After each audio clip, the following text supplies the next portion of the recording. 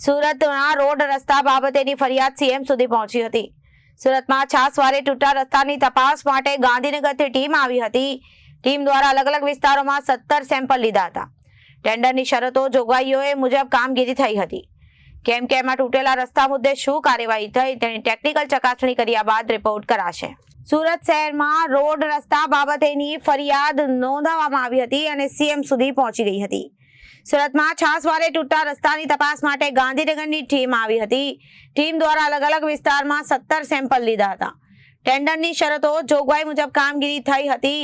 કેમ કે તેમાં તૂટેલા રસ્તા મુદ્દે શું કાર્યવાહી થઈ તેની ટેકનિકલ ચકાસણી કર્યા બાદ રિપોર્ટ કરવામાં આવ્યો હતો. સુરત પાલિકાના અધિકારીઓની પોલ ખુલી ગઈ હતી.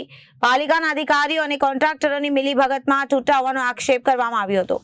રિપોર્ટ આવે ત્યારબાદ કોન્ટ્રાક્ટરોને છાવરનારા અધિકારીઓની પોલ ખુલી હતી અને સીએમ દ્વારા પાલિકા કમિશનર અધિકારીઓને કડક સૂચના પણ આપી હતી અને રિપેરિંગ કરવા બાબતે સૂચનાઓ આપવામાં આવી હતી.